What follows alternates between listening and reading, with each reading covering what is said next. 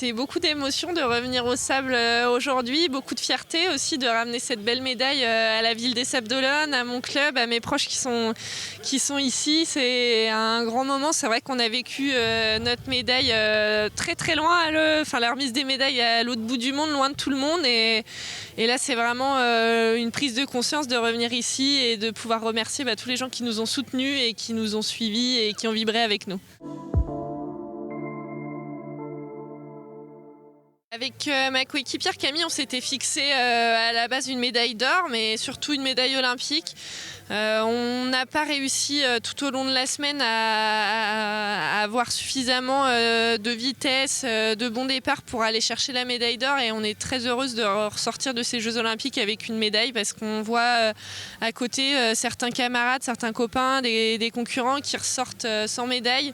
On a tous fait le même travail pour arriver là où on en est, et c'est vrai qu'avoir une médaille autour du cou, c'est quand même une récompense qui n'a pas de prix, quoi. Peu importe la couleur, ça reste une médaille olympique.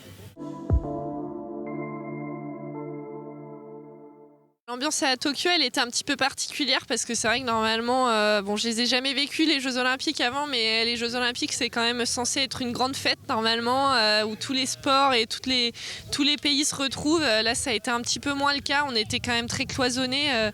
Nous, notamment, on était les Français en voile, on était dans un hôtel séparé, donc c'est vrai qu'on est resté essentiellement entre Français.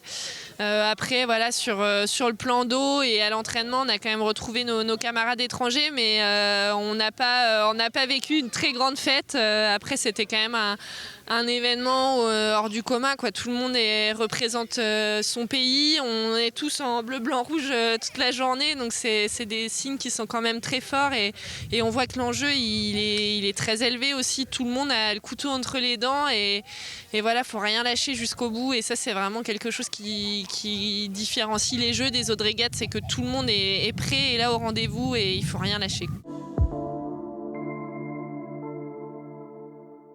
Pour le moment, le temps est plutôt à la réflexion, parce qu'un projet olympique, il faut y aller avec tout son cœur, toutes ses tripes, pour tenir son cap, ses objectifs.